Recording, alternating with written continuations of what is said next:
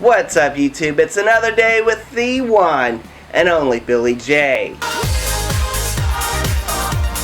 And this is my review of episode 11 of American Idol, season 15, the farewell season. And this is where half of the top 24 performed solos. We have a lot to cover, so let's get started. First up was Stephanie Negrete, and she sang Mama Knows Best by Jessie J. What more can I say about Stephanie other than she's already a star? What a great way to start off the night. She's got the whole package, the looks, the voice, everything. She was born to be a performer. And other girls, like the younger girls like Tristan and Gianna, should take note from Stephanie on how to perform. Next up was Mackenzie Board, and he sang Say Something by A Great Big World. What a great talent Mackenzie is. He did a great job on this song. Not only did he sing the song great, but with feeling. And he made the song his own. If this kid wasn't a front runner before, he sure is now. And this has to be probably my favorite performance. Next up was Genevieve Mitchell, and she sang Angel by Sarah McLachlan. I thought that the song choice was a good song choice for her, but her playing the harp I thought was kind of a miss.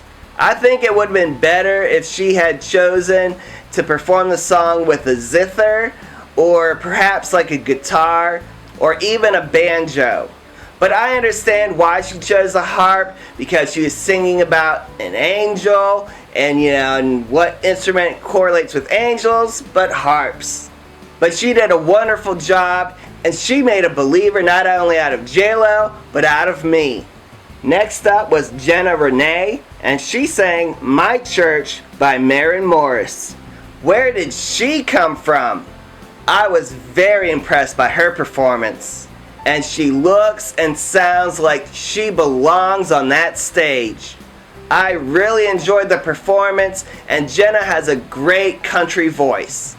Next up was her friend James VIII, and he sang Love Lockdown by Kanye West.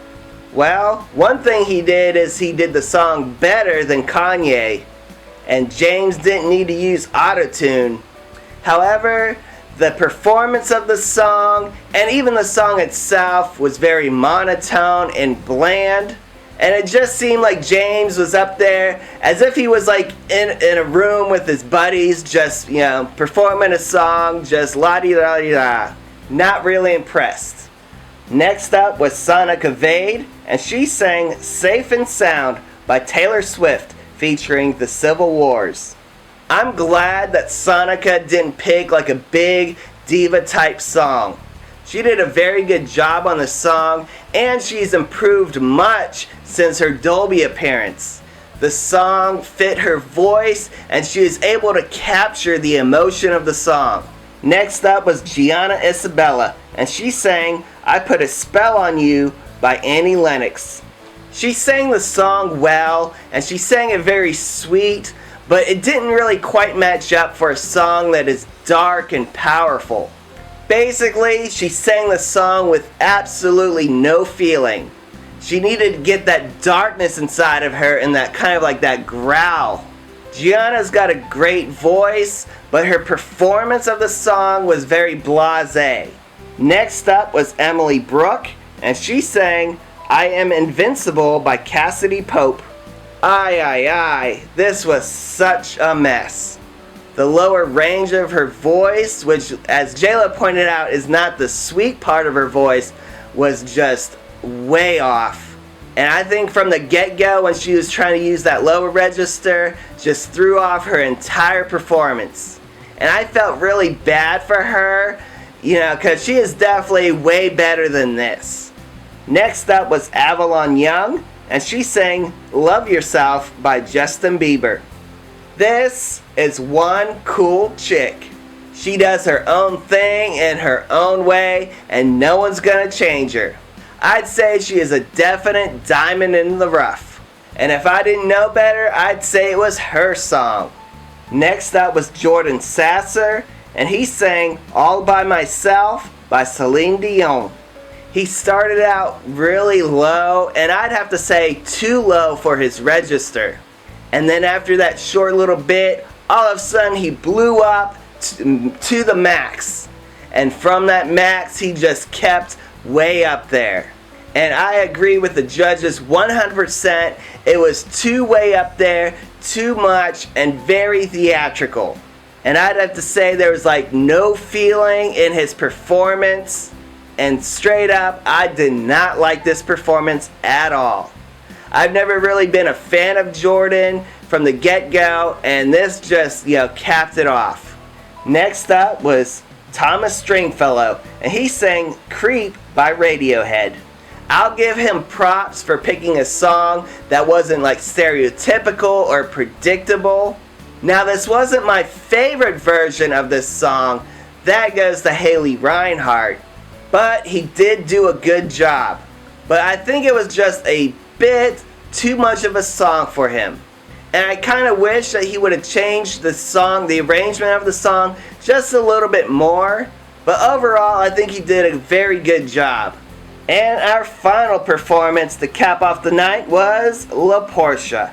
And she sang Proud Mary by Tina Turner. What a great way to start out the night and also to finish the night. La Porsha did an amazing job. And in my opinion, I think La Porsha is the clear front runner. At least that's what the producers and the judges really want. And I feel La Porsha was born to be on the stage. Overall, it wasn't a bad night for the performers. They all pretty much did a very good job, well, with the exception of some. So my bottom two for the night are Jordan Sasser and Emily Brooke. Jordan, like I said, I've never been a fan of his, and the way he performed was just too over the top. And Emily, I've always been a fan of her even from last year, but when she was on the live stage tonight, she messed up really bad, and it was just a mess. I don't know if she was just having an off night, or if the song was just, not for her. But that's just my thoughts on the night. Leave a comment down below on who your favorites were and who your least favorites were. And leave a comment down below on your thoughts of their performances.